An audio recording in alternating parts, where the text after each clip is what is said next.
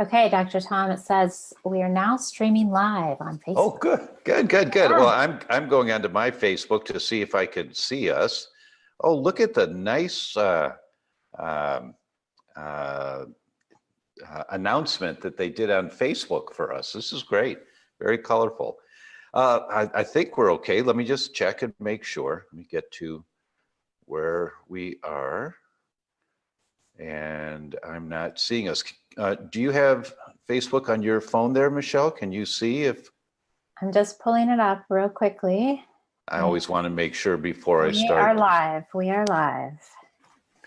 All right. Well, hello, everyone. Hello. It's 4 o'clock Pacific, 7 o'clock Eastern, 1 a.m. here in Italy. And it's Facebook Live with myself and Michelle Ross, our Director of Clinical Nutrition. Here we go. Hi, Michelle. Hi, Dr. Tom. Happy to be here. I'm happy you're back. Last week I was on my own. I know. I heard you did great. I mean, the comments were great. I took a look and everyone was really happy. And thank you so much. And well, I enjoy the back and forth when we do it together. So I'm glad you're happy you're back. And where in the world is Dr. Tom right now? Just arrived back home in Italy. Oh, there we are. And there I see myself. Good. So I can see myself on my phone. So I know we're here. And let's see, they're already, here come the comments. Where in the world is Dr. Tom right turn now? off the volume on my phone because it's a little behind. Sylvie is in Quebec, Canada. And Catherine says, I see you both from Virginia. Thank you. Mia's in North Wales. Hello, Mia. It's got to be at least midnight for you. Thank you so much.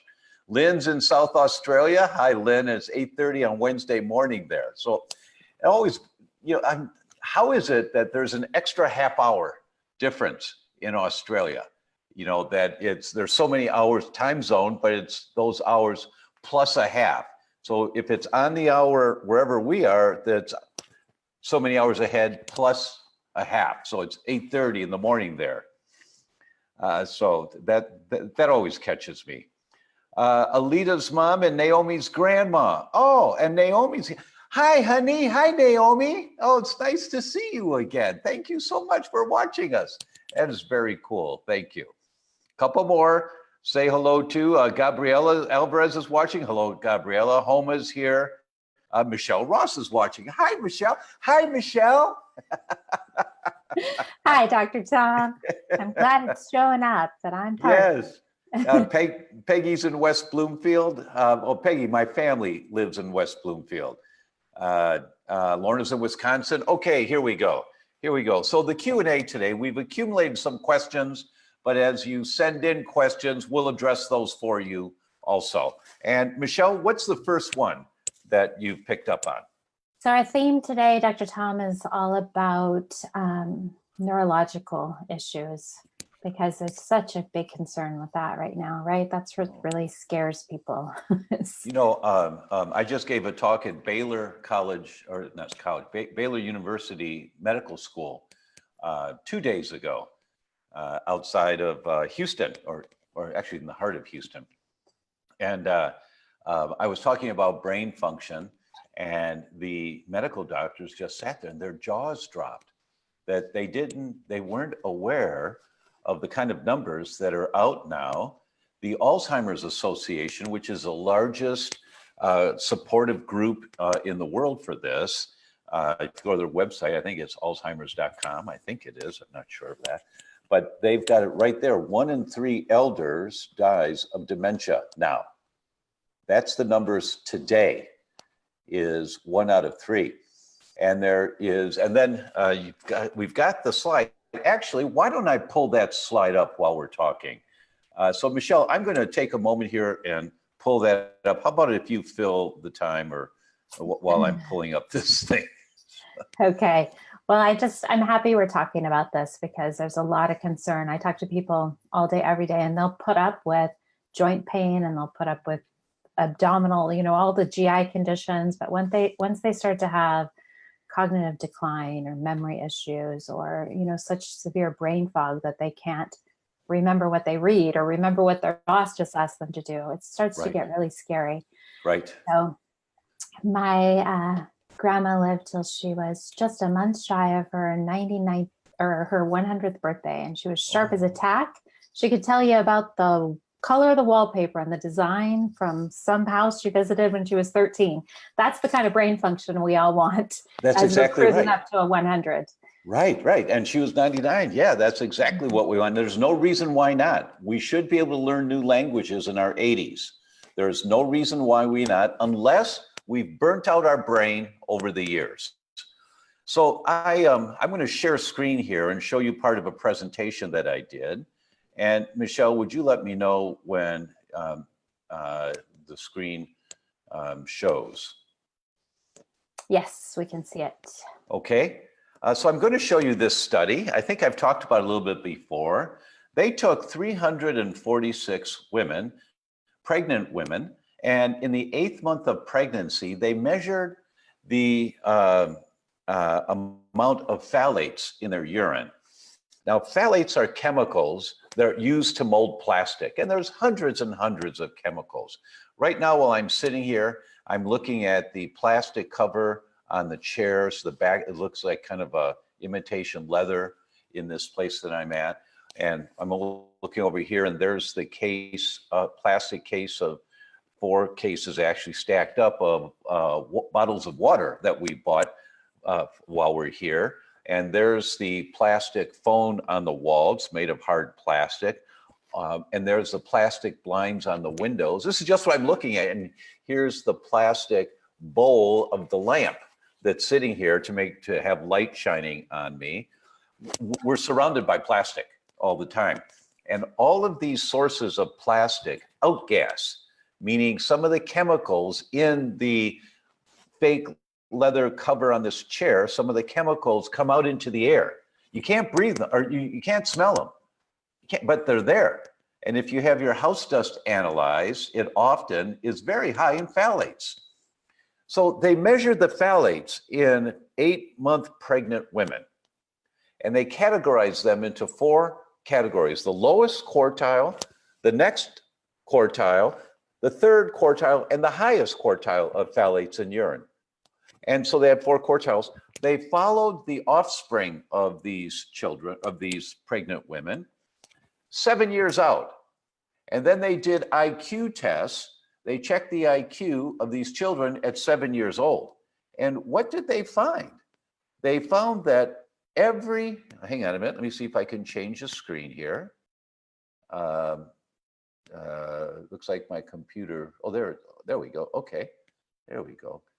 Among the children of the mothers with the highest versus the lowest quartile IQs, oh, you went one too far, go back. Go back, you can do this, come on, move it backwards.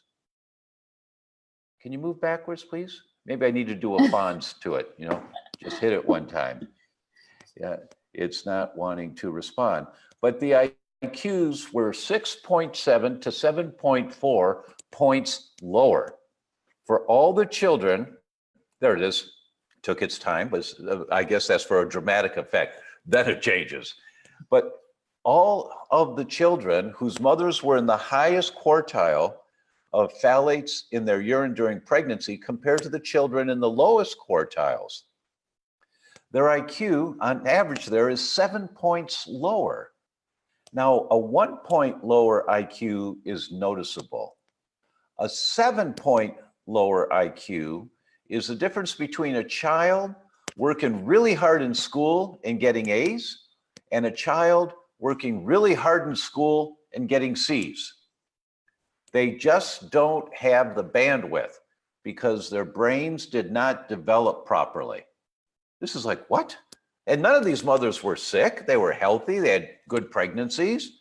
But phthalates, and we all have phthalates in our body now, but this is just one example that I gave as to what types of things are happening now in our world today that we're being exposed to. And it's just one. Now, I'm trying to change my slide and it's freezing on me again, and I don't know why it's doing that, but it is. It makes it really difficult, when it freezes. Michelle, can you hear me okay? I can hear you just fine. Yeah, I'm just having a little OCD about the fact that both of us have plastic in our ears. Now I'm Yes. fixating on all the plastic that I can see in my environment, which isn't good. That's right. Good, good. I want everyone to look around the room and just know you're being exposed to this stuff all the time. Now, here is a slide about the increase in autism in 14 years. And here is the amount of funding that the National Institute of Health has allocated for research on Alzheimer's since just 2010, because they know now 1 in 3 is dying of dementia, and they have to figure this out. They have to figure it out, but also, how do I say this? 2 pharmaceutical companies have closed their Alzheimer's research divisions and laid off all the scientists because they know they'll never find a cure for Alzheimer's. They've spent billions of dollars. They'll never find a cure. Why?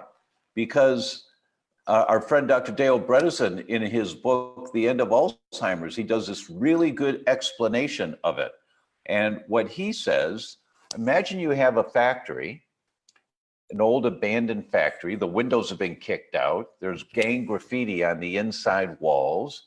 There's 37 holes in the roof, and every time it rains, there's puddles on the floor.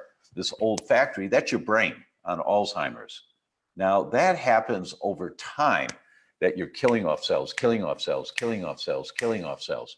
And that's what's happening to all of us right now. Now, look at these numbers on the different causes of death in the last 15 years. Breast cancer has gone down 1%, prostate cancer has gone down 7%, heart disease 11%, stroke 16%, HIV 55%, but Alzheimer's has gone up 123%. That's what we've got today that we're dealing with. And the Alzheimer's Association is projecting what the costs are going to be to us. Where are we going to get $1 trillion to just take care of the healthcare for Alzheimer's patients? Where are we going to find this money? And look at this one from the Alzheimer's group. They put this out. And I just took a picture of the cover of their brochure. This is the cover of their brochure. 1 in 3 seniors dies with Alzheimer's or another dementia, because, folks, our brains are on fire today. Our brains are on fire, but we feel fine. You know, we're a little anxious, we're a little depressed, but in general, we can't tell that we're killing off brain cells. Oop, let me back up. This one, I want to go back to this one, dropped my jaw. This is the projected increase in the next 7 years in Alzheimer's by state. In 7 years. Look at what this says. It's like, what? And I was lecturing in Texas, and the neurologists in the audience just looked at this, and they looked and they saw that Texas is going to increase, the percentage of Alzheimer's increase between 27 and 34% in the next 7 years. This is what's happening right now. We all have to wake up to this. We all do. And so I'm going to stop sharing my screen now and come back to Michelle and I, because that's a critical question that you brought up, critical for all of us. So when you have, you're doing your best, you're gluten-free, and yet you still have brain fog, you wonder what's going on. Well, those slides that I just showed you are the validation that we all need to wake up and put a little time into this, because you can't tell that that's happening to you right now. You just can't tell. I personally think everyone should be doing, of course, I've said this for years, I never say everyone needs to give up wheat. I never have said that in my life. What I say is that everyone needs to be tested accurately if they have any kind of health concern, tested for sensitivity to wheat. And when your immune system is acting up and says, you got a problem here, that's when you dial it down and you stop eating wheat. When your immune system says you've got a problem, right? I always say it like that. Now, the same thing, I'm getting close to the same type of message here, is that we all need to do tests to identify if we have a problem with inflammation in our brain. We all need to look now. Now, I'll say all for that. I don't say all for giving up wheat, I say we all need to be checked for sensitivity to wheat, and we all should be checking to see if there's a problem with our brains. And even though you feel fine right now, if there is an indicator of a problem going on, then you're going to dial it down. Then you put the time in to figure out, where is this coming from? Is it the house dust? What is it? We're going to talk about some things here for you, but I want to bring to awareness the urgency and the priority of this, to identify this early so that you can stop this thing in its tracks. And how do you know if you've stopped it? The measures of inflammation go down, so your brain's no longer on fire. And when the measures of inflammation go down, you're doing a good job. If the measures of inflammation don't go down, what you're doing isn't working, or there's more that you have to do besides whatever you're doing. So the first thing I'm going to do is I'm going to show you a study that just came out. And I'm going to share a screen again. I'm going to try it if I can get my computer to accommodate. So let's share screens again, because I want to show you this study. Michelle, do we have my screen up now? Yes, yes. Okay. So this study came out a couple of months ago, and this is in the journal Gastroenterology, which is the #1 journal in the world for problems with the gut. It is the journal of the American Academy of Gastroenterologists. And these authors are very famous in the world of celiac disease. Dr. Lerner, Dr. Peter Green is at Columbia. Dr. Benjamin Lebwohl is at Harvard. They're just very, very knowledgeable and very well respected, have been here in this research world for 20, 25, 30 years, a couple of them. So what'd they do? I highlighted the part to read. They did 5,624 tests. They had 804 different people doing these tests. They went into restaurants with testing equipment, and they ordered gluten-free products in the restaurant, and they tested it right there in the restaurant. What did they find? Gluten was in 32% of the gluten-free products. That's 1 out of 3. 1 out of 3 of the products you order gluten-free off the menu are not gluten-free. 27% of breakfast, 34% of dinners. Now, the gluten-free labeled pizzas, 53% of the pizzas labeled gluten-free were not gluten-free. And 51% of the pastas labeled gluten-free were not gluten-free. So you're trying your best. Marzi and I, as we were driving back here tonight, we stopped at our favorite restaurant in town and had dinner, and I had gluten-free pasta with some clams and some olive oil and garlic and a little bit of fish in there. It was really good. I haven't had gluten-free pasta in maybe 6 weeks, 7, 8 weeks, something like that. But I know now here in Italy, maybe it's a little different, maybe not. I don't know.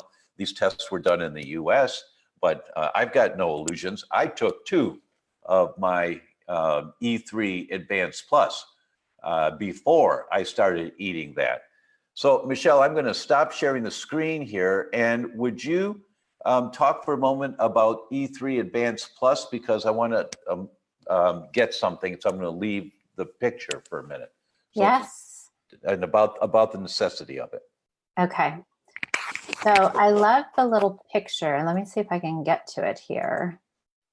If you click on the E3 Advanced Plus and you view this booklet, it has a great picture of how this enzyme is like scissors. So what happens is when we eat gluten, it doesn't digest in any of us. It doesn't digest in the human body. It breaks apart in these fragments of amino acids.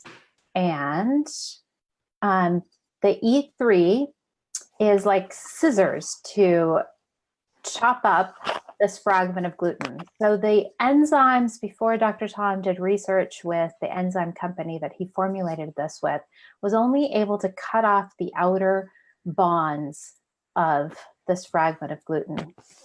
And now there's endopeptidases that are able to chop up this fragment into little pieces. So there's 99% degradation of all of the top allergens. Really, it helps to digest all protein, right, Dr. Tom?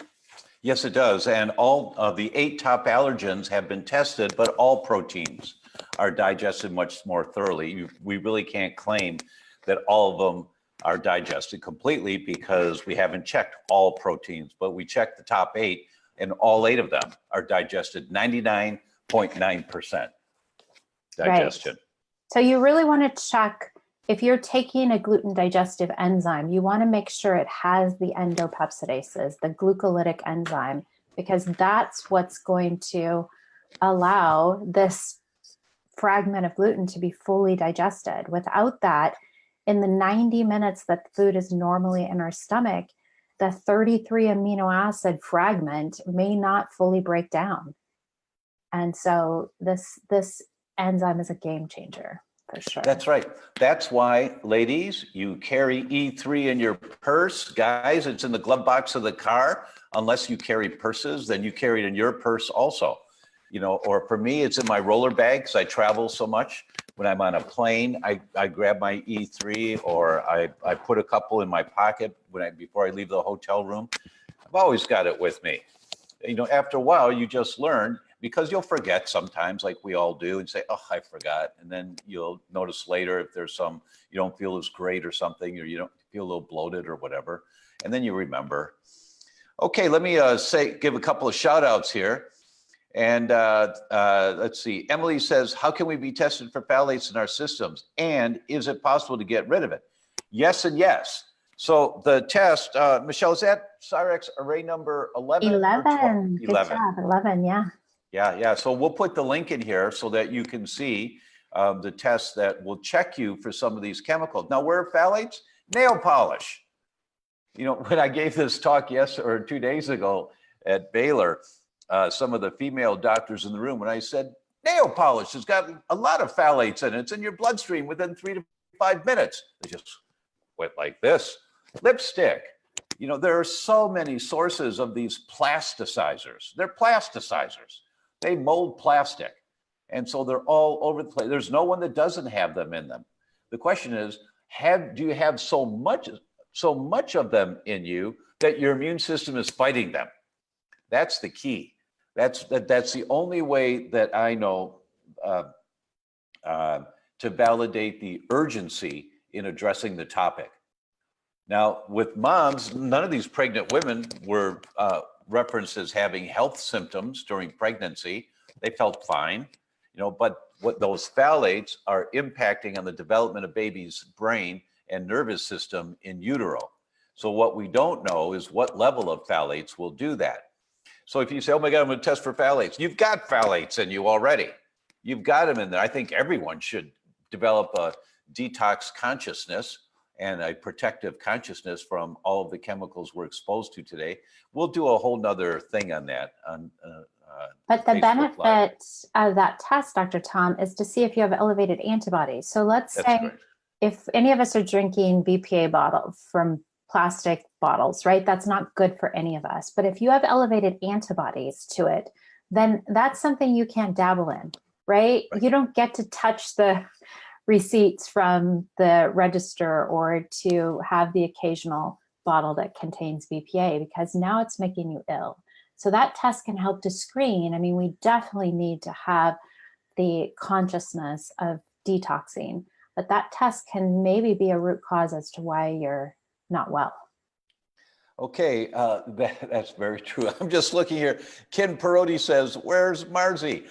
Marzi's asleep in the other room. Michelle was nice enough to say, Marzi, you go to sleep, you know, and so Marzi went to sleep. She's got earplugs in, so she can't hear me right now because it's 1:15 or 1:20 in the morning here, and she was up early this morning to come get me in Milan when I arrived at the airport. So thanks, Ken. I'll tell her that people are asking for it. That's really nice. We miss her, but I talk to people all day long about how critically important sleep is. And I worry about both of you being up in the middle of the night doing this. So if at least one of you can sleep, and Tiffany, one of our team members, is playing Marzi's role. So she's sharing the questions and supporting right now. Yes. Alita says, hello, Dr. Tom and Michelle. Naomi and I are watching a little late, My 9-month-old Jake is also trying to watch. Okay, I'll say, hi, Jake. Hi, Jake. If he understands at 9 months, but that's great. Thank you so much for watching. So with E3, we all should be walking around with E3 every day, because more than half of the products that we order in gluten-free, no, that's not correct. More than half of the pizza or pasta is contaminated, but it's a third of all the food you order in a gluten-free restaurant off a menu. They demonstrate, looking at over 5,000 foods on menus in restaurants, they're contaminated. And when you get that exposure, it doesn't take much. It takes 1/8 of a thumbnail. That's all it takes to activate your immune system. When your immune system gets activated to make antibodies to wheat, that's not the problem. The problem is wherever the weak link is in your chain. You know, you pull at a chain, it breaks at the weakest link. It's at one end, the middle, the other end, your heart, your brain, your liver, your kidneys. Wherever the weak link is, that's where the problem happens, because when you make the antibodies to wheat, the vulnerability is that you start making the antibodies to the weak link in your chain. That's why in our practice, 68% of everyone that comes into the practice, we find have elevated antibodies to wheat. And if they do, 26% of them have elevated antibodies to cerebellum. That's the area in the brain that controls your muscle movements. That's why elders can't dance up and down the stairs and they have to hold the railing, because it's not their muscles, it's their cerebellum that's been shrinking for years. And 22% of the people with sensitivity to wheat have elevated antibodies to myelin, basic protein. That gives you numbness and tingling somewhere in your body, and that's the mechanism of MS. That's how frequent this stuff is. And you want to stop the brain deterioration, you have to stop throwing the gasoline on the fire, which means if you have a sensitivity to wheat and the weak link is your brain, you're going to get more brain antibodies whenever you eat gluten-free food that's contaminated. That's how overwhelming this is. So what? That's why E3 becomes your best friend in the world. And it's just that little extra safety step that you take. Because everybody, you know, I ate gluten-free pasta tonight and it was really good. You know, I'm not going to eat the junk on the plane. So I flew from Austin, Texas, Austin to Newark. No time to eat because the Austin flight landed late. Had to just shoot it straight to the gate. Got on the plane for Milan. And you know, I didn't want to eat that plain food. I had some fruit. I said, oh, thanks, no, thanks. Well, I'll have some fruit if you actually, I'll have 2 bowls of fruit if you have. So I had a little bit of fruit. So then Marcy picks me up, and then it's a 3-hour drive to get here. And I'm starving. And I just wanted pasta. And thank goodness, knock on wood, we had our E3 with us. And so, yeah, I'm protected. And I know I'm protected because I know this stuff works because I put it together. So I know it works. And it works really well. We've got the studies to show that too. So the other thing I wanted to, in talking about this brain deterioration concept, is what are the markers that you look for to know, is my brain on fire? And I'm going to talk about the first one now. This is the easy one that everyone can do. And it's called the smell identification test. And this is so cool. Your sense of smell, those nerves go right back to the memory center of the brain. It's called the hippocampus. As far as I know, they're the only nerves that go into the head without interruption. Every other nerve that comes up into the head, up to the brain, has some interruption. There's a little blockage and the nerve's got to go through over to the other side, kind of a protective mechanism, but not olfactory, not your sense of smell. It goes straight back there without interruption. Why would that be? Well, because when you have the same body as your ancestors thousands of years ago, exactly the same. And when our ancestors are walking down the trail, if they smell saber-toothed tiger, they better back up really quick and quietly and get out of there. Or when they're grabbing some food to eat that they find, what do they do with that food? They smell it first, right? And then they try a little taste, but they smell it first. So scent is for safety. So from wild animals, but also from toxins, right? So we smell it first. That's why those nerves have to go right back there. So when you start losing your sense of smell, It's not a problem of your nose. It's indicative, and there are 17, they're called longitudinal studies. Longitudinal means it starts here and it goes for years, and they follow these people for years. 17 different studies following the loss of your sense of smell to say that it indicates preclinical Alzheimer's. There's never been a study that's talked about preclinical Alzheimer's. What's preclinical Alzheimer's? Meaning before you get symptoms. Now we have studies coming out that are talking about this and preclinical Alzheimer's. And this is so easy to do. We'll put the link here for you. But all you do is you take a coin and you scratch it like a lottery ticket. And this first one is it tomato, menthol, strawberry, or licorice? So you just mark what it is, turn the page.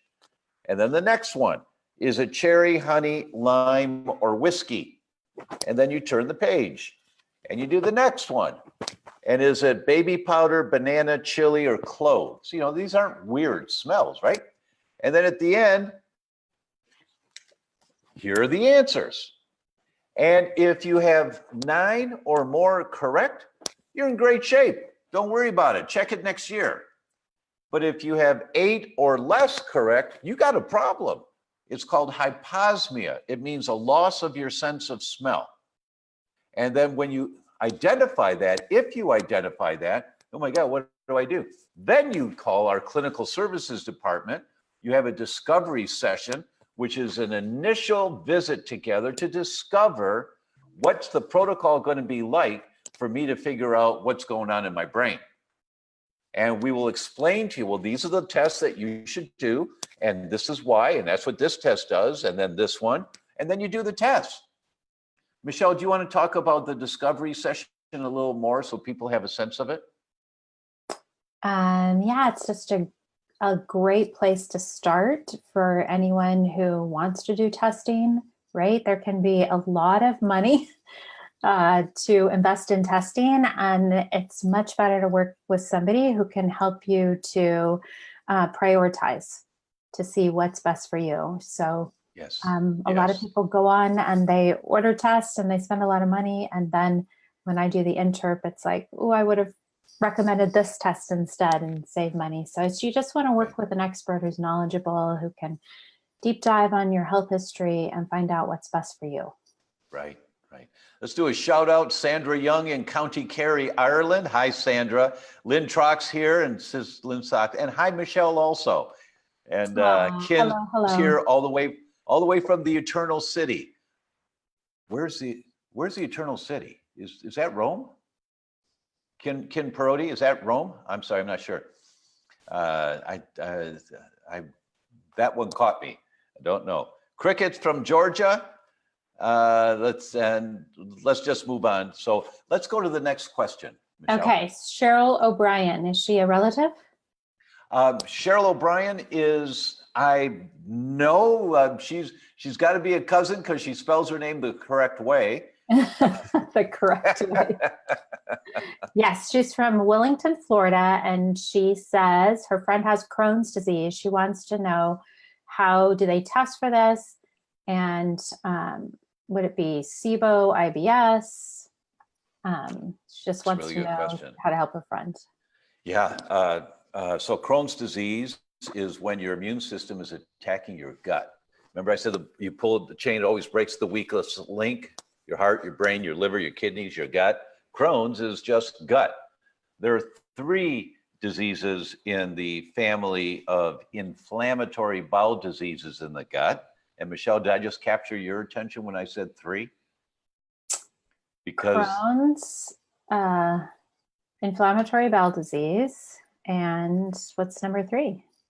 Yeah, exactly, because everybody thinks there's 2 inflammatory diseases of the gut, that there's Crohn's and there's colitis, ulcerative colitis, but there's a 3rd in the inflammatory bowel diseases. And what's the 3rd one? Celiac disease. It's an inflammatory disease of the gut. So, in any event, So Crohn's is an inflammatory disease. Your body is making antibodies attacking your own tissue. So the question is, why is the body attacking my own tissue? That's the million-dollar question. Or why is my body attacking my thyroid? Or why is my body attacking my brain? It's no different than any of the other autoimmune diseases. So the first step for your friend is to get the book, The Autoimmune Fix, so that she understands where is this coming from and how to ask the proper questions to begin exploring in a discovery session, or if you have a functional medicine doctor with another doctor, but where is this inflammation coming from? That's the critical thing to begin with. Now, many people with Crohn's, they require some pretty strong medications. And I've talked about life jacket medicine before, that if you're drowning in the pond of Crohn's, you better take the medicine. You take the life jacket if you need it, but you don't stay in the pond.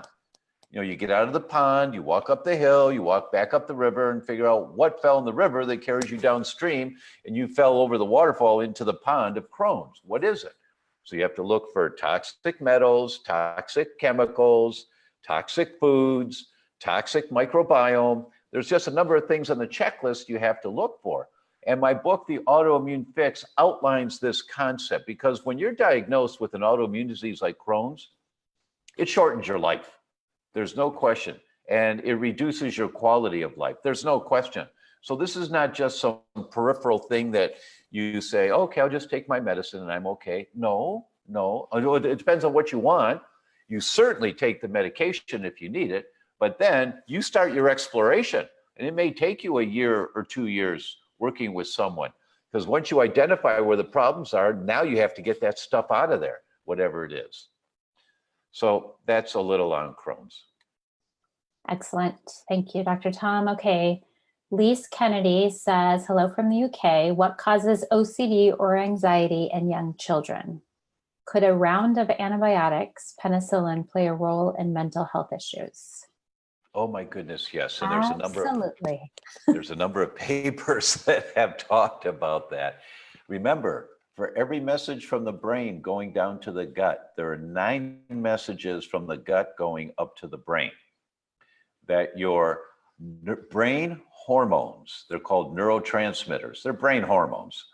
Your brain hormones are modulated. Now, what does that geek word mean? It's a good Scrabble word, but it means has its hands on the steering wheel, the direction your car is going. Now, imagine you're driving down the road and you just turn the steering wheel like that. What happens to the car within the next 300 yards? It's off in the field, right? So your microbiome modulates your neurotransmitters in your brain. So the good bacteria, the bad bacteria, the absence of bacteria in your gut has its hands on the steering wheel of how many hormones your brain's making. They're called neurotransmitters.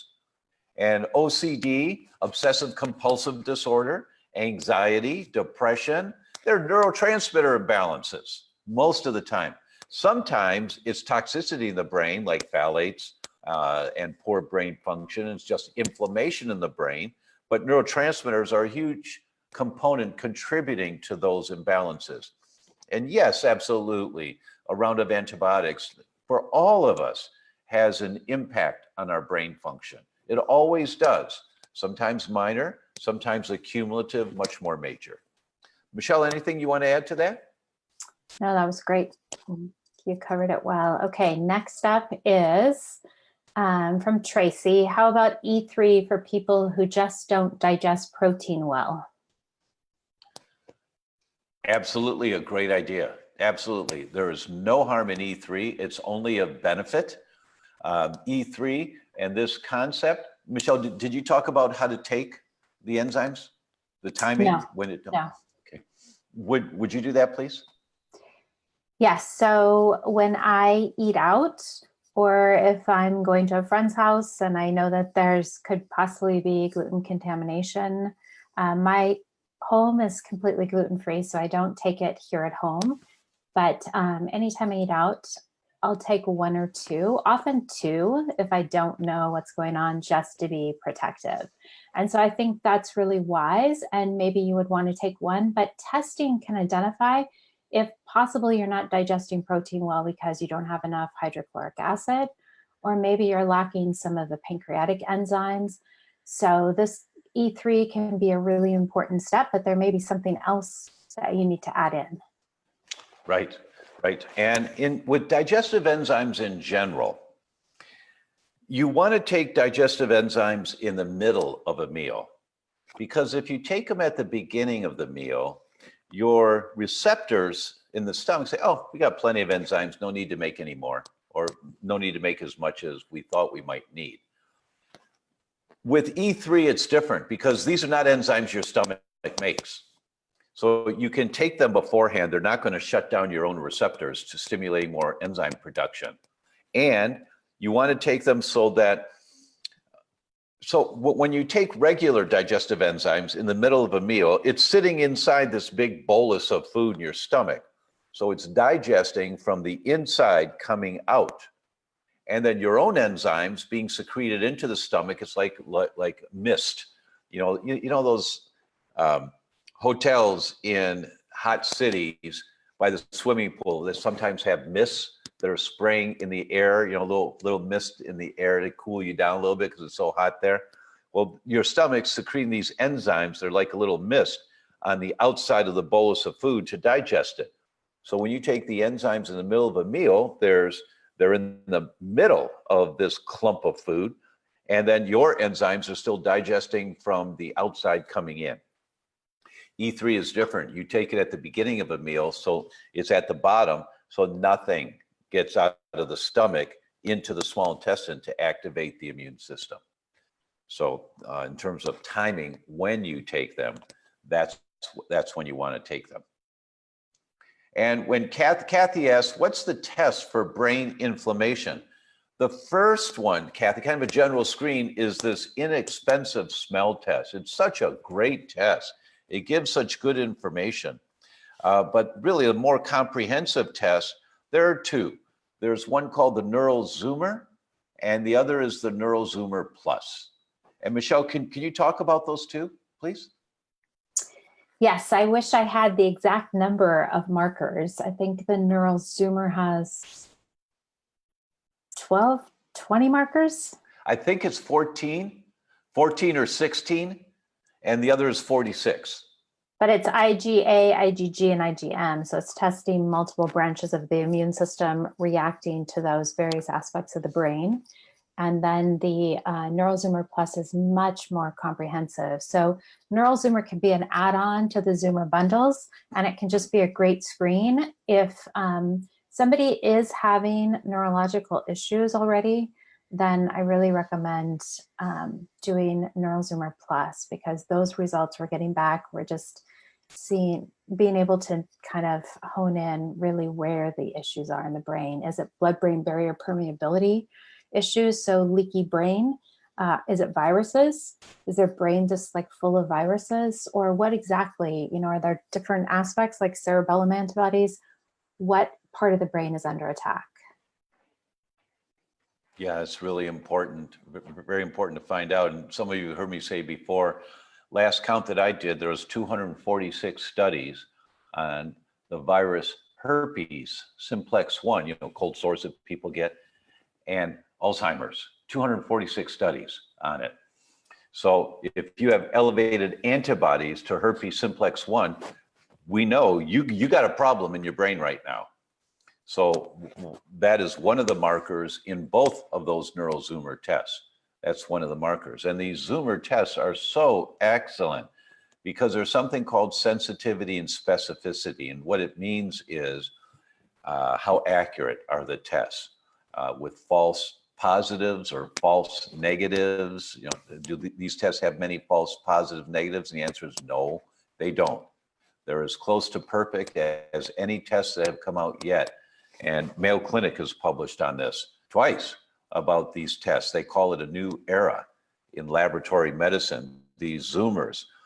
Both Michelle and I are so excited about these tests because they're so accurate and they give us such good information. There's never been laboratory tests that are this sensitive, this accurate. The sensitivity and specificity of most laboratory tests is in the 70 percentile range, sometimes 80 percentile, which is good. It means it's wrong 2 out of 10 times, but it's right 8 out of 10 times. Well, the sensitivity and specificity of these zoomer tests, where you zoom in on the problem, is almost 100%, 97 to 99%, right on the money every time. There's never been tests like that. And how is that possible? I call it the 30-30 rule. 30 years ago, it would have taken a 30 by 30 room, floor to ceiling computers to have the same computing power as this phone. We never would have guessed 30 years ago that I could be looking at questions coming in from Wales as they're being typed, while we're talking, and then be on screen talking to you and reading these questions. So Michelle's in California, I'm in Italy, we're reading questions from Wales. That the technology is so wonderful today. The same is true with laboratory medicine, exactly the same thing. That game changer technology has occurred. And that's what these Zoomer tests are. That's why I think it's such a great idea to do all the Zoomers and find out now, where are my triggers? So Michelle, how many Zoomers are there? What are the different Zoomers? So there are wheat Zoomer, which is the one that everyone should start with. And then there's 8 different food Zoomers that zoom in on some of these really problematic foods. There's Neural Zoomer Plus. There's a gut Zoomer. There's now... So for the Crohn's patient, the gut Zoomer would be critical. All of the food Zoomers and the gut Zoomer would be critical for you. So you find out what foods, is it corn? And Michelle's got some great experiences with some of our clients who their celiacs and their wheat Zoomers were completely squeaky clean. They were really good at being gluten-free, but their corn Zoomer was through the roof. Every marker out of range. I see that frequently, or egg, every marker will be out of range. So they're doing a good job with their gluten-free diet, which is awesome, right? Because gluten is so problematic. So to do that wheat Zoomer as a report card, but then to find out what's preventing them from fully getting well. And what I love about the Neural Zoomers, so the Neural Zoomer has 9 markers and it's testing IgA, IgG, and IgM. So it's really 27 markers, or 18 because the IgA and IgG are grouped together. And then I'm looking for the Neural Zoomer Plus. But there's so many people right now that are caretaking for their parents who have Alzheimer's. And unless you've been through that, I don't think any of us can understand how horrific that is, and the pain and agony and the stress. And then the financial stress if you're putting them in a home, right? But I've been able to watch some of my family members that are caring for people with cognitive decline, and it's brutal. And so to be able to do these tests to screen so that you don't head down that path yourself, it's just amazing that we have this technology now. Yeah. So for those people who really want to know, I would do all the food Zoomers and the Neural Zoomers just in general, just to find, all right, tell me now, what's going on? And there are some packages that the lab has put together to encourage people to look at these. The laboratory is really smart. They want to be the go-to lab in the world.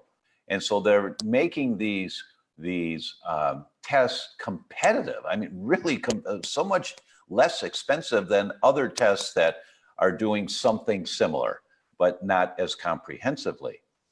So I think... I have a really great mycotoxin test now. That's the most mold markers on any test available. And their Lyme and co-infectants test is like nothing else on the market as well. So they're providing tools for us as practitioners. It's a game changer for sure. Yeah. Okay, next question, Dr. Tom, it's a great question from Gary. And he says, Dr. Tom, so many like to argue that gluten is not the issue, but the pesticides that are used. They use the argument that we've been eating gluten for generations without issue. How do you refute health experts insisting this? Well, it's a limited view. Those experts just haven't read enough diversity of studies. There's no question what they're saying is true.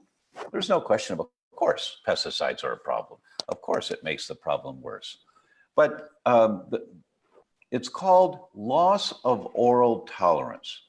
Now, everyone has a problem with wheat when they eat it, whether they feel it or not. Everyone gets intestinal permeability within 5 minutes of eating wheat. Once it gets into the small intestine, within 5 minutes. Just read the science, it's really clear. But Mrs. Patient, we have an entire new body every 7 years. Every cell in your body regenerates, every cell. Some cells are really quick, like the inside lining of your guts every 2 to 3 days. Some cells are really slow, but every cell regenerates. So when you eat wheat, you tear the lining of your gut, but it heals, fastest growing cells in the body. So you have toast for breakfast, you tear it, but it heals. Sandwich for lunch, you tear it, but it heals. Pasta for dinner, you tear it, but it heals. So it tears for everyone. Everyone has this problem with wheat, but you heal. So you don't get any symptoms from it until one day you don't heal anymore. When you don't heal anymore, the technical term is loss of oral tolerance. And when you lose oral tolerance, that's why I differentiated earlier. I never say everyone should give up wheat. I say everyone should be tested to see if the immune system says you got a problem. Because when you lose oral tolerance, now the immune system gets activated and you're making antibodies to fight wheat. Now you got a problem with it, right? So that mechanism occurs for everyone. So everyone has a problem with wheat. Now the issue of pesticides and insecticides and GMO foods and glyphosate, they create much more inflammation and stress in the gut. So yes, they fuel the fire so that you lose oral tolerance earlier, right? So if I'll just make up a number, you know, somebody, their lifestyle, they're getting X amount of assault coming into their gut, X amount of assault, their body handles it fine. The immune system says, oh, it's fine, it's not a big deal. And then one day they cross that line, there's more assault. Now your immune system wakes up and starts fighting it. You just lost oral tolerance. So everyone has a problem with wheat, but when you lose oral tolerance, you have a problem with wheat that contributes to the development of disease. When you have lost oral tolerance and your problem with wheat is contributing to the development of disease, that's when you get elevated antibodies. So pesticides will accelerate the loss of oral tolerance. Insecticides accelerate the loss of oral tolerance. Antibiotics accelerate the loss of oral tolerance. Eating bad foods, drinking Coca-Cola accelerates the loss of oral tolerance. Too much sugar accelerates the loss of oral tolerance. You guys get it? And we just don't feel bad usually until we've lost oral tolerance for a few years. The antibodies start getting produced. And if the weak link in your chain is your gut, you get Crohn's. If the weak link in your chain is the brain, you get attention deficit. You get autism, you get Alzheimer's, you get Parkinson's, you get depression, you get anxiety. If the weak link in your chain is your thyroid, you get Hashimoto's thyroid disease. That's what the book, The Autoimmune Fix, is about, is this whole mechanism. So, you know, some people are trying to say, well, it's not the wheat, it's the pesticides. Oh, come on, man. Get a bigger picture. Take a step back and look at a little bigger picture. Of course, the pesticides are contributing to this, but also, of course, wheat is a problem for everyone. Just read the studies. Now, everyone doesn't have to give up wheat until they lose oral tolerance. And when you've lost oral tolerance, now you're toast. That was a joke. Sorry, a little slow. Yeah, me too. I know. No, so I would love to see a wheat zoomer and a Great Plains Laboratory glyphosate test on that person. Let's just test and see if it's gluten or it's glyphosate for you, right? Like Good We point. could argue and argue and argue, but let's just see for each person where the problem. It could be both, could be neither. Not often Right. do I see neither, but find out. Okay. Michelle, Yes. Luann Fleming has a great question. I have to go gluten-free because I have eosinophilic esophagitis. That's a geek term that means your throat is inflamed. There's lots of inflammation and itis in your throat. Have you ever heard of that? That's an allergy in your esophagus irritating. Wheat is one of the biggest irritants. And so that's the question. Michelle, if you see a patient with eosinophilic esophagitis, what's the first questions that you ask? I'm on the spot. I'm like, you're in the headlight. Sorry. It's like, yeah, what's going on here? Why is there inflammation in the esophagus? Why? I don't know. There's so many things it could be, but you have to ask the question why. You can't just say, well, I'm going to put the fire out. Well, that's helpful, but the mechanism that's causing the fire is probably still going on. So you have to explore. So I would suggest, Luann, that you have a discovery session with Michelle and you talk about, how do I explore this? And Michelle will say, well, let's look at your health history and how you live your life and what foods you eat. And that'll tell us what path we want to go down to explore. You guys see it? There's no magic pill for any of these conditions. You have to, I didn't really do the whole waterfall concept. You know, you get diagnosed with eosinophilic esophagitis, you fell over a waterfall and you crashed into the pond of eosinophilic esophagitis. And you can't stay afloat in there very easily because the water is really turbulent, because the waterfall keeps falling into the pond of eosinophilic esophagitis. You're still living the lifestyle that caused eosinophilic esophagitis. So if you're living the lifestyle that caused this, of course you don't know what caused it, or else you'd stop doing it, but something you're doing caused this. And if you keep living that lifestyle and you try and take the meds to put the fire out, the meds are a life jacket, but you're still in the pond of eosinophilic esophagitis. So you got to get the life jacket on so you're safe.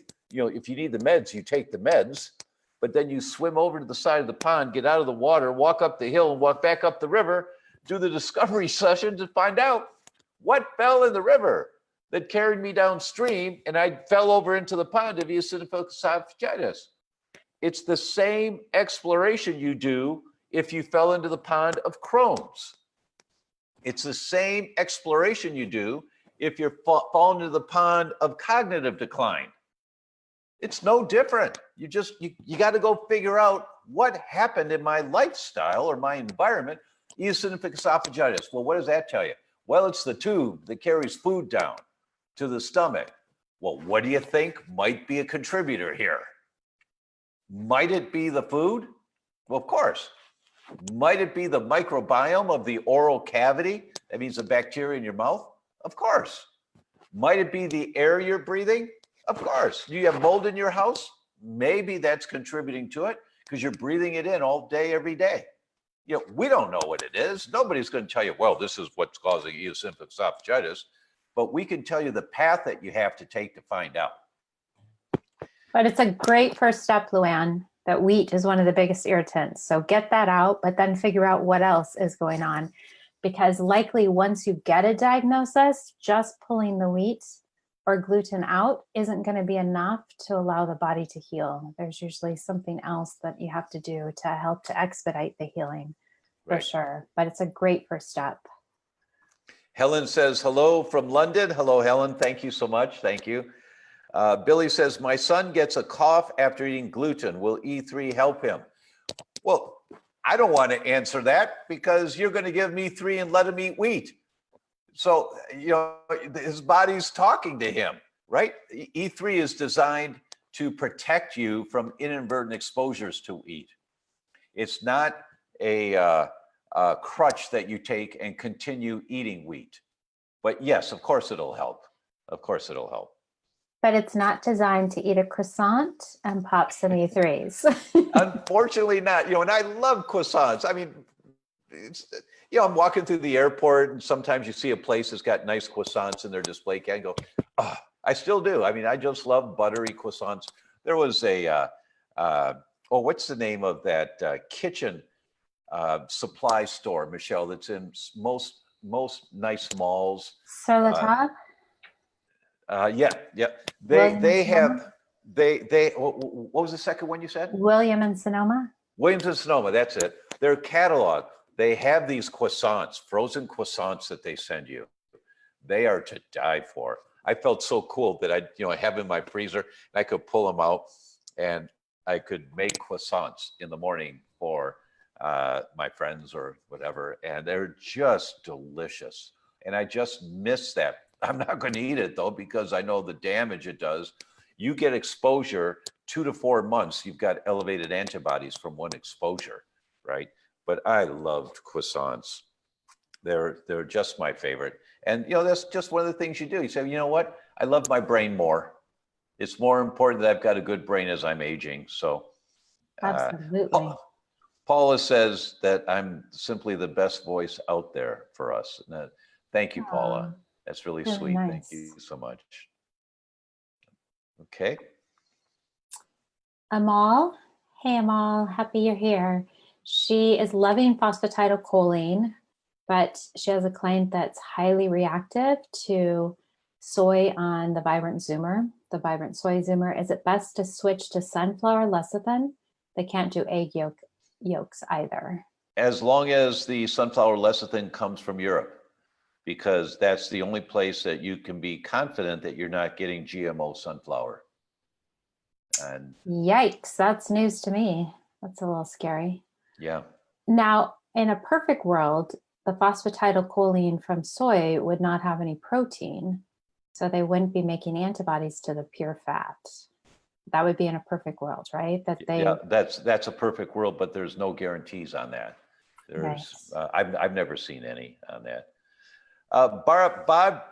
Barbie Pagalarini Heffernan from Austin's in the house. I just left Austin yesterday. Hi, Barbie. And I love Pagalarini. That means you're a cousin. Somewhere in there, you're a cousin. So hello. And Patricia Perry from Australia, or AUSR. I'm assuming that's Australia. Okay. Emily is asking, what causes recurrent cellulitis in the arms and legs? I know someone whose skin is so inflamed and itchy and red, who's just prescribed antibiotics again, but it never resolves completely. Oh my goodness. That's someone who's pretty far down the line where the weak link in their chain is the skin. And you have to rebuild the microbiome, identify the foods, identify if they've accumulated toxic chemicals in their body. Remember, we started today with phthalates and baby in utero's brain development. That's just the studies on brain. Do the studies on skin, and you see similar types of things. So cellulitis means your cells are inflamed. It's an itis of your cells, of your skin, and just under the surface of your skin. So it's the same concept. You have to get out of the pond, walk up the hill, walk back up the river, and find out what fell in the river. And many times those people have elevated levels of toxic chemicals in their system, or mold. That's a common one also. You see these people like in restaurants or walking down the street, and I just go, oh gosh, I wish I could just walk up to them. And Michelle's been with me in the past when I've walked up to people, right? I say, you looks like such a nice mother with her young child. And I'll say, excuse me. And, it's like, I'm a doctor, and I'd just like to suggest you go to a website for a very famous pediatrician, and her name was, I'm going blank on the name now, but just look up her website and look at the pictures of the children and see that your son has some of the same characteristics that she's talking about. And the parent always looks like, what's wrong with my son? Oh, it's just worth taking a look. There might be some allergies or something that your son's dealing with. And then they just don't know what to make of me, but I listen to my intuition. And if it says to do that, I often do that because I know that mom will look, and it might change that kid's life. It really might. So it's always a question, do you say something or do you not say something? You know, do you intrude a little bit if it looks like there's an opening or not? And Michelle has been so kind in the background. She just kind of backs up, you know, in that line. And I'm not with that guy. Ah. Doris Rapp, R-A-P-P, Dr. Doris Rapp.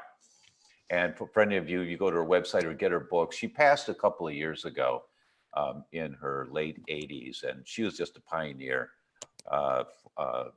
She was a professor of allergies, and I don't remember what med school she was at, but she was really great. And her book, she has pictures of children. And does your child have this line on his nose? Or does your child have these rings around his eyes? They're called allergic shiners. And so parents would look and they say, well, yeah, and that would motivate them to explore a little more. Doris Rapp, she was a pioneer and just a great, great leader in our world of more comprehensive healthcare. Diane says, thank you and the team so much for your talk. So informative. I listen to you daily. Can't get enough. I'm addicted. Oh, Diane, thank you. Listen, guys, here's the thing. We aren't charging you for this, you know, and it costs us to do. I've got staff that are doing this, but we keep staying at about the same number of people every week. I want more people here. I want more people so that more people can hear this information. So please pay it forward. You know, share this with your world. One or two people, if you get one or two people to just check us out or watch one of these, and then next week of those one or two people, maybe half of them will join, you know, and say, oh, I wonder what they're talking about this week. And we'll continue to grow and be able to reach more people because we've plateaued, and I'm very happy to be doing this, but I want to see more numbers. I want to reach more people here with this information. Well, unfortunately, we're working against the Facebook algorithm. So the only way to increase that number is for people to share. It's just the way it goes at this point. Or for us to pay to advertise, and that's can get quite pricey. Yeah, exactly. Mm-hmm. Is my screen up now, Michelle? Yes, I can. Your screen. You're not sharing screen right now, but it's okay, 5:07, and you and I could always go into the night. And what time is it there right now? It's 2:07. But you know, I'm on a roll. Do you want to go for a few more minutes? Sure. Okay. Next. Does your schedule allow you to go a few more minutes? Yes, I can do it. Okay. So Emily also mentions back, she must have posted something else. She said that he's a daily, so the cellulitis on the arms and legs, he's a daily swimmer. And she thinks the pool and hot tub water might have something to do with this. So. Oh, wait a minute. I have my cells of my arms and legs are on fire. They're on fire. There's an itis here. And I jump into a big pool of chemicals every day. In the immortal words of Rosanna Dana, you think? So what do? You test. Do I have a sensitivity to chlorine? Do I have a sensitivity to toxic chemicals? And the person doesn't want to know because they love swimming. They love that. Well, if you find out that's the case, you will create the opportunity to go swimming, not jumping into a pool of toxic chemicals. What does that mean? You'll find a pool in your city that has ocean water or that has oxygenation to purify the water instead of chlorine. But you don't know to look and change your lifestyle if you don't know where the problem's coming from.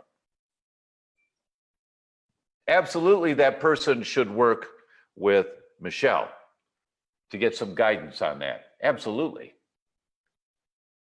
Thanks, Dr. Tom. And, you know, I think it's really back to you walking up to the strangers. I've just really found that so often I too want to walk up to the mom whose child is broken out and say, this is not a Benadryl deficiency. But until the mom's ready to help the little girl change her diet because she's only willing to drink milk and eat Pop-Tarts, right? Like I can't want it for them more than they want it for themselves. So often we get the the mom, the dad, the aunt, the uncle. And what we do collectively is plant the seeds, right? But ultimately they have to want it for themselves. That's and once exactly they right. reach that point, that's when they'll be able to make the changes and accept, you know, the root cause information. Exactly right. Okay, this is the last comment, the last question from Portia.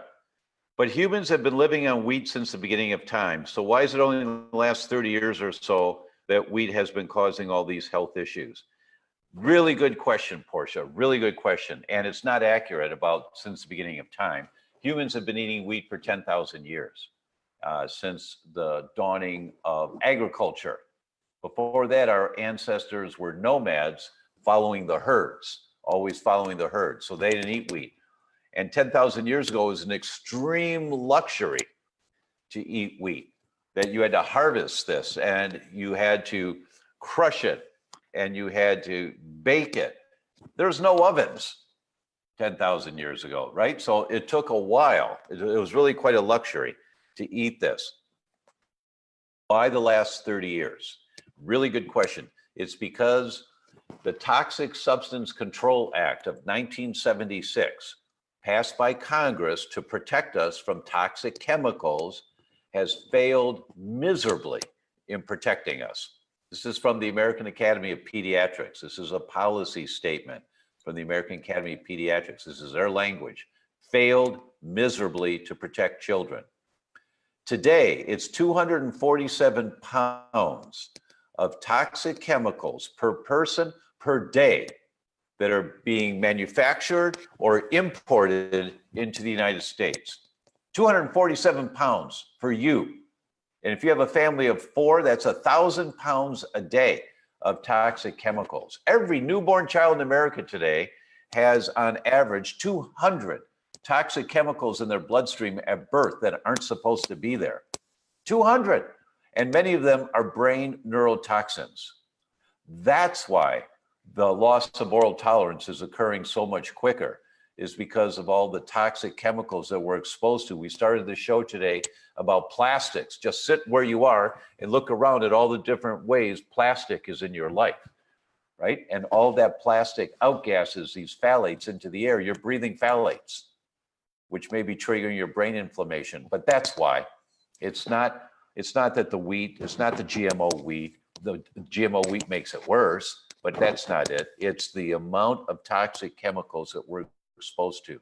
Everyone needs to learn to detox as a primary mechanism for you and your families, not just once a year, every day. You have to develop a detox concept, protecting yourself from the toxicity of this environment.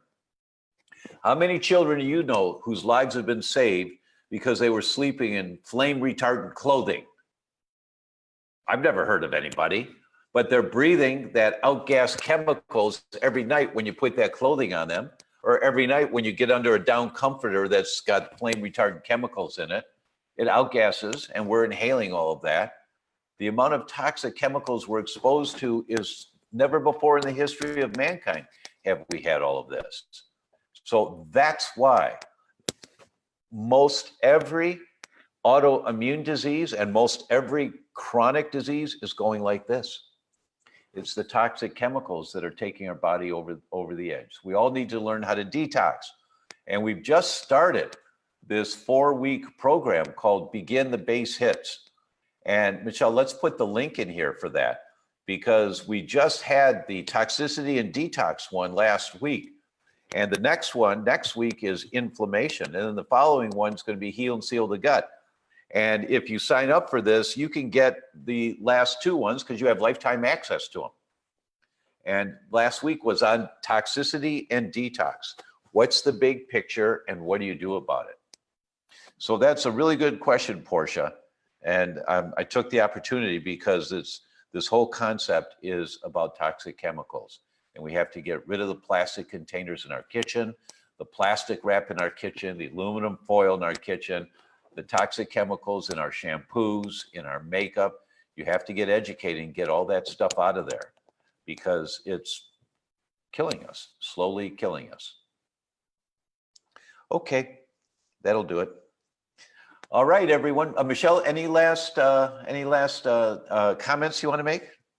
No, it's just a lot to take in. And you think, you know, people make excuses. Well, every baby doesn't die from SIDS that sleeps in flame retardant sheets, right?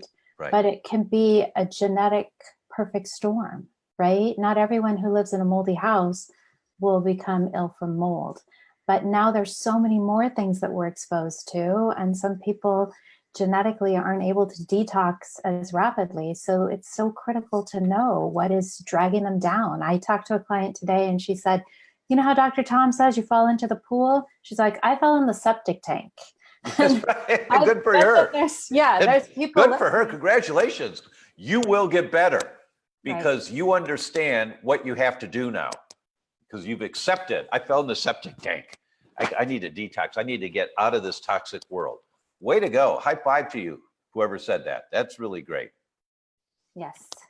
Thanks so much, Dr. Tom, for being up in the middle of the night and hanging out. Oh, thanks, Michelle. And thank you to everyone for joining us. Thank you so much. Please pay this forward, share it with the world, help us get this to grow so we can reach more people. I would love to have 10,000 more people on these every week so that they can then share it with their family and friends, and we can help to save this planet. But until then, we'll see you next week. Thank you, everyone. Bye-bye. Bye.